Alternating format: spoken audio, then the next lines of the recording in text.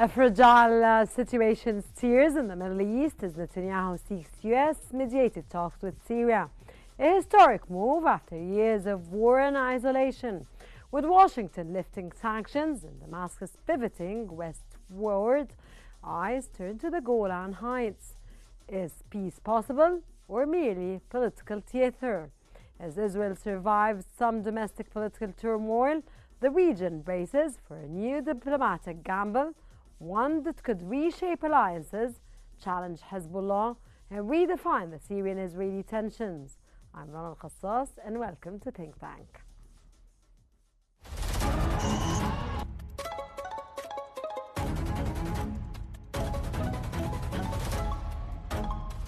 Our world is becoming unhinged.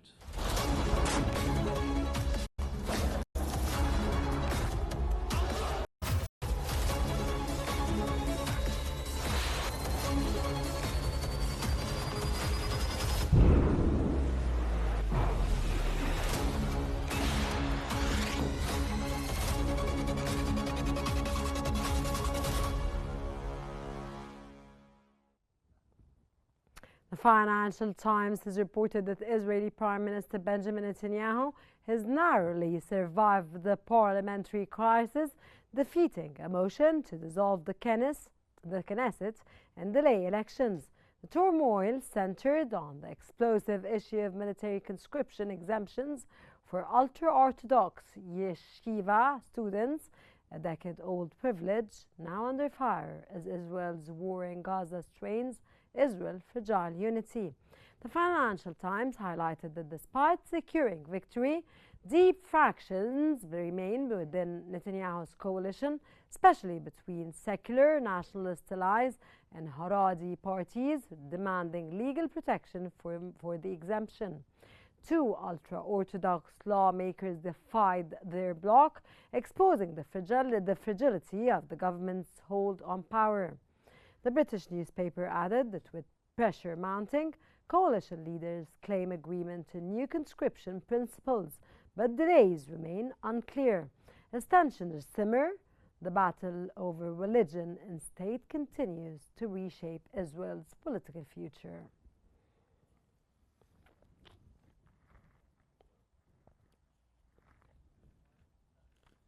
According to Axios, Netanyahu has formally requested U.S. mediation in potential peace talks with Syria's new government, a historic shift after over decades of hostility. The move follows Washington's decision to lift sanctions and signals a recalibration of Israeli foreign policy and Syria's post-Assad transformation. The American outlet also added that behind closed doors, Israel sees an opening with Damascus distancing itself from Iran and Hezbollah. U.S. envoy Tom Barrack's recent visits to both countries and capitals have paved the ways for cautious diplomacy, starting with security agreements and possibly leading to full normalization. Yet key hurdles remain: the Golan Heights, southern Syria's militarization. As regional alliances shift, all eyes are on whether this fragile diplomatic window will lead to peace or collapse into old divisions.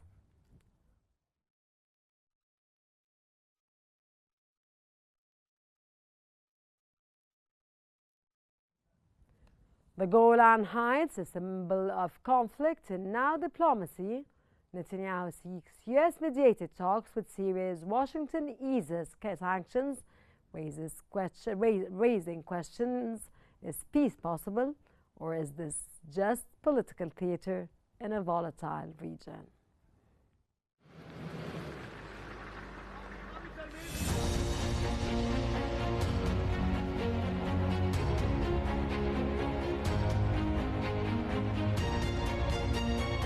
The Golan Heights, a plateau etched in history, conflict, and now perhaps diplomacy.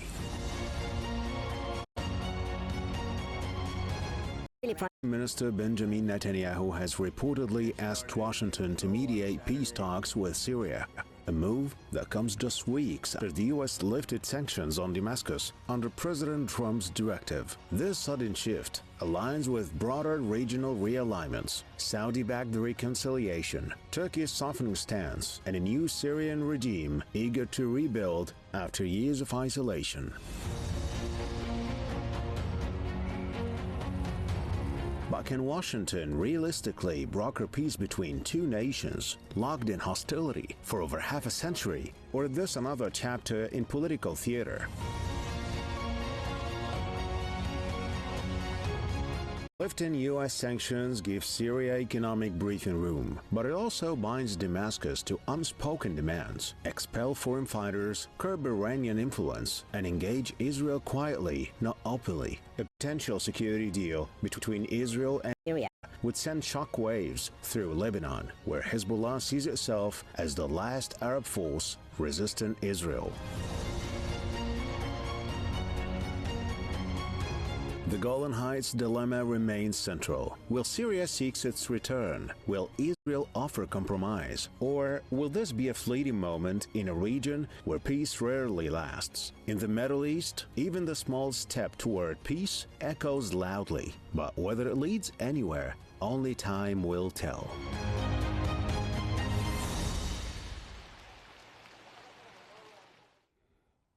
Providing more analysis about the most recent updates concerning Netanyahu's request for U.S. mediation between Israel and Syria. Also, Israel, after the parties backed down from the no-confidence motion. Joining us from Washington is Mr. Peter Woff, contributing editor at Newsweek. Welcome, sir, to Think Tank, and it's a pleasure to have you with us today in our episode. Mr. Woff, a very good day. Good to be with you. It's my utmost pleasure, sir. Sir, could U.S. accept the mediation between Israel and Syria to achieve genuine peace, or is this just Israeli geopolitical maneuvering to achieve another or other interests? I believe that President Trump's intention is genuine, long-lasting peace leading to prosperity. In Trump's mind, a prosperous Middle East, a region where Syria, Lebanon, the Emirates, the Saudis, the Kuwaitis, the Iranians, the Iraqis, the Egyptians, I'd apologize, the Qataris, I apologize if I'm leaving anyone out. They all have an elevated standard of living and growing economies that are creating jobs for young people. That's his vision. That's what he wants, and he thinks you achieve that through action, not through negotiation. So I think that the U.S. can be a partner with the Israelis and the Syrians for peace. I think that is clearly, by lifting the sanctions on Syria, indicated that he is willing to give the new government a chance to show what it can do. I think that's a positive step forward. And I think they have a clean slate, so we'll start again and see where we can go. Sir, is Israel serious about normalization with serious? And is it serious, or is this just another political maneuver from your own perspective, sir, and narrative? Well, I can't speak for the Israeli government, obviously, but I have to believe that they're serious about rapprochement with Syria, a permanent agreement to exist peacefully, side by side, hopefully with economic integration and perhaps even full recognition. It makes a lot of sense to me from the Israeli perspective. The amount of money that they spend each year on their necessary, in my view. Okay, sir. Is money that's being diverted from the private economy that could be used to create more jobs and to raise living standards. And that seems to me to be the highest goal of any government, is to create an environment in which the people can prosper. Okay, Mr. Woff, how does Netanyahu's domestic survival impact his credibility as a negotiating partner in any future Israeli-Syrian deal, sir? Well, aside from the fact that, as the great American baseball player Yogi Berra said, we deja vu all over again.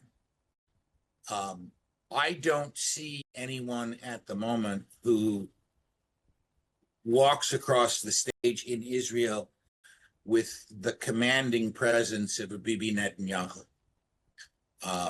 I don't think he's going anywhere anytime soon.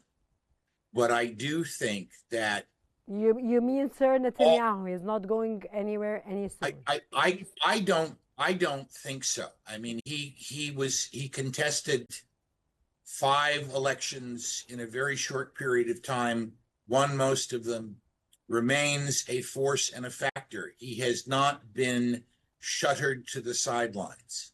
He is the giant figure in Israeli politics today. I don't see any of the opposition party leaders or any of the other figures in Netanyahu's base Likud party or his coalition partners rising to the level where they are the obvious challenger or the obvious replacement.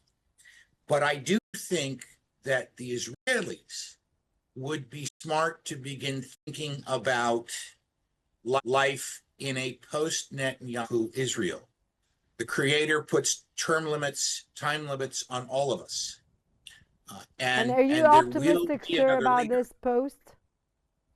I am optimistic. If it were up to me, frankly, I think that Syria can get along just fine without the Golan Heights. They haven't had control of them in many decades.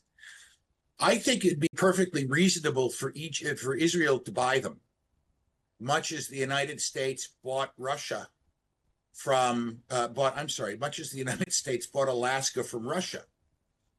Just do it out as a straight real estate deal. I think it increases the sense of security that Israel would have, which reduces tensions.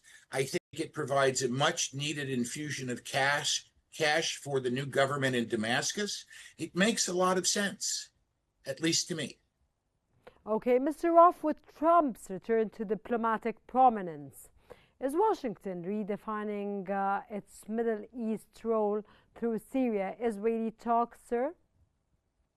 I think they are, first and foremost, because we have a new government in Syria. I think most Americans who are in any degree knowledgeable about affairs in the Middle East are glad to see the Assad family deposed. They were butchers. They were tyrants. They abused their own people.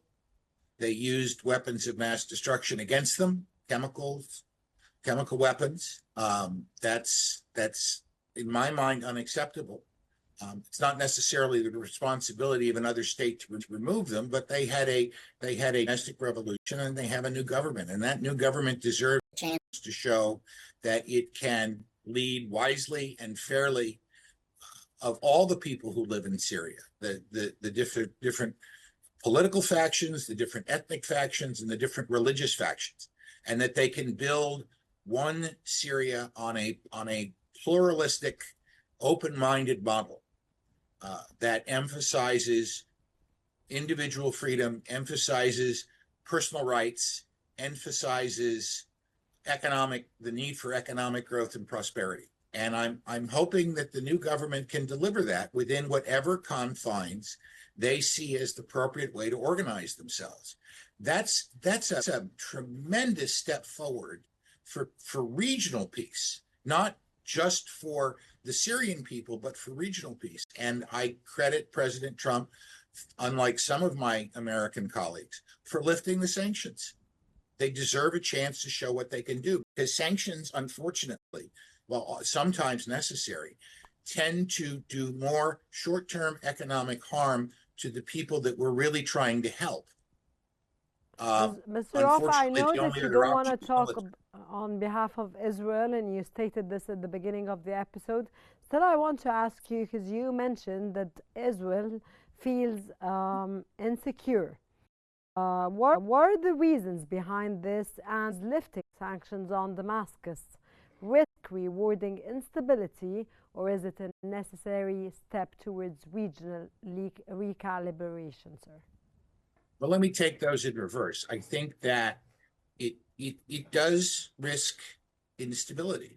We have yet to see the character of the new leadership of Syria over the period of time in which they have to deal with the competing political, ethnic, and religious factions in the country. They have not, since taking power, been faced with a true major crisis to see how they deal with it. There was a minor crisis. I think they handled it appropriately. Other people disagree, but I think they handled it appropriately. But we have to be hopeful.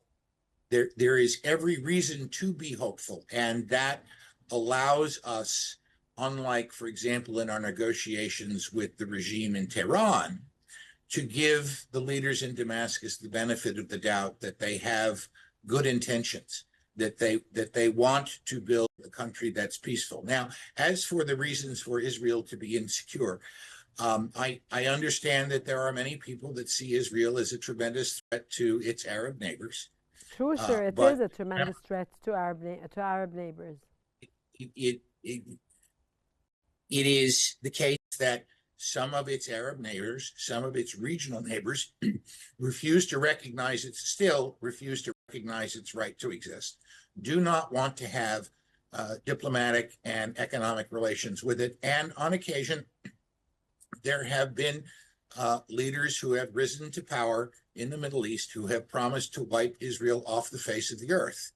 I would be concerned, if I were an Israeli, that other people were talking about my country that way. I would be concerned as an American if people were talking. Well, I'm thinking particularly of the president of Iran.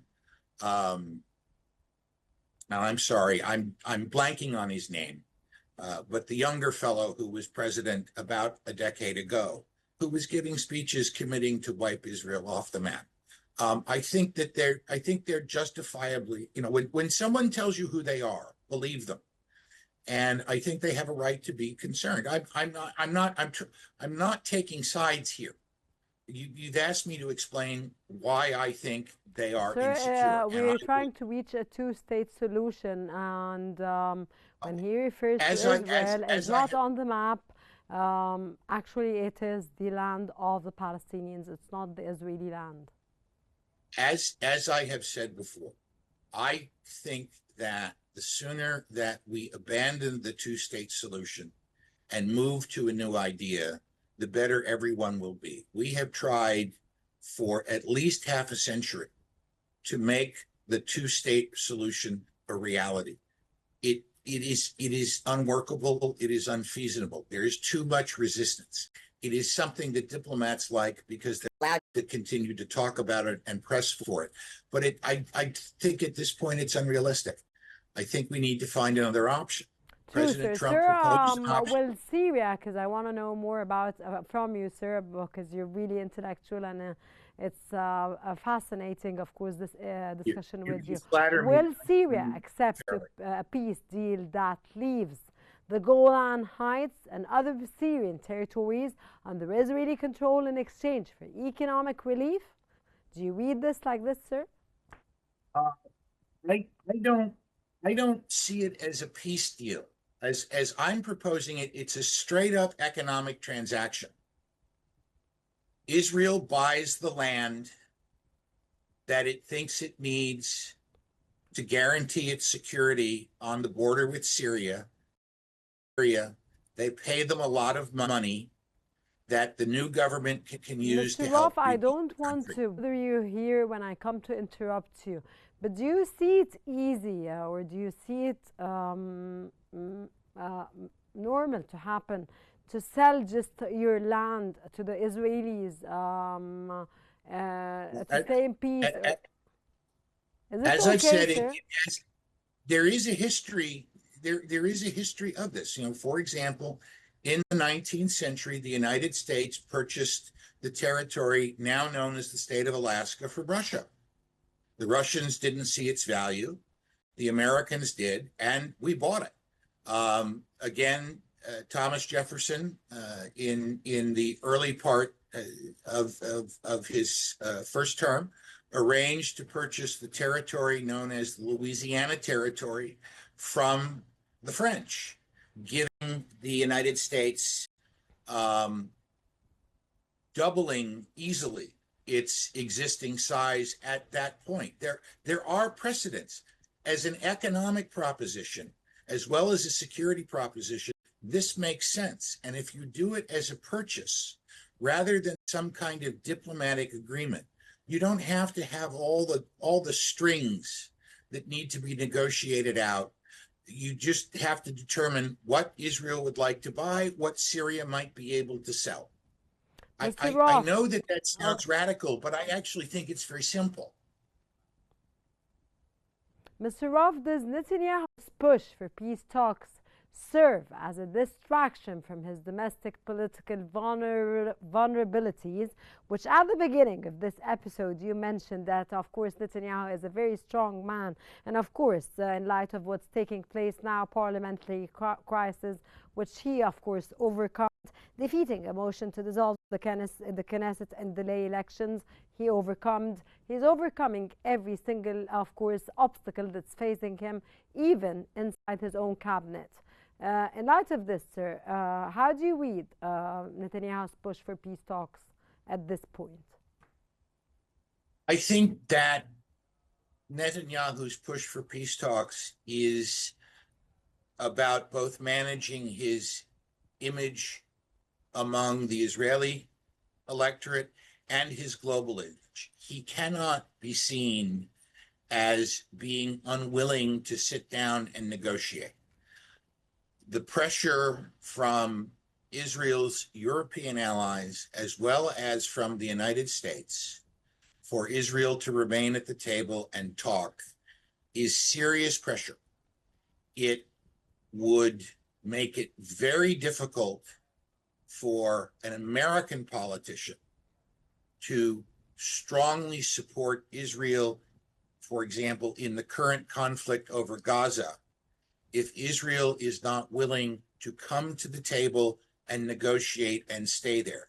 Now, this, of course, creates the question, are they negotiating in good faith? It's not a conflict, sir. It's an atrocity and a genocide. This is not a conflict. I'm trying to choose my words carefully, and give you what I believe is the American impression of what's happening in Gaza right now. But it would be almost impossible for an American politician, including the President of the United States, to continue to be supportive or neutral about Israel's behavior if Israel refuses to stay at the negotiating table. This again raises the question, as I was saying, about whether or not the Israelis are negotiating so they can be seen negotiating, or whether they are negotiating in good faith. And I don't have intelligence on that. I can't say. I do agree that it is a matter for legitimate discussion and speculation. I hope that they are negotiating in good faith, but I fully understand why people might suggest or believe that they are not. Mr. Roth, how far can the new Syrian government go in distancing itself from external influence without triggering internal backlash, sir? That really is something that has to play out over time. I don't know that you can make a prediction about that at the moment, in part because we don't know how stable the new government in Syria is. We have seen examples, and I'll go back to the deposition of the Shah in 1978 in Iran, that was followed by a seemingly democratic, multi-party, multi-ethnic, multi-faith, multi-interest parliamentary democracy that was shortly thereafter toppled by the people who are the forebears of the people who are in charge today. Mr. Roth, I think go ahead, sir. Go ahead. I'm sorry. I was just going to say, I think the new president, unfortunately, has to be careful that he can't get too far out in front on anything without watching his back, because I am sure there are bad actors who would like to, if he really is hope that I believe him to be, who would very much like to replace him and impose a regime that is as despotic or more despotic than the Assad family managed to be over the 60 years that they ran the country. Mr. Roth, Peter Roth, contributing editor at Newsweek. Of course, Mr. Peter, I'm really, really impressed with your historic, of course, knowledge, which was throughout this 25 minutes of this episode, and you really impressed me, and of course, you impressed our viewers. Thank you very much for joining us in today's episode of Think Tank. Thank you very much for your special insights and special discussions, sir. And of course, the Middle East watches closely as diplomacy unfolds. The occupied Golan Heights remain a contentious issue, with Syria and Israel at a historic crossroads. That brings us to the end of today's episode of Think Tank, which always unveils the complexities of our changing world. Thanks for watching, and stay tuned for more updates on Qnews.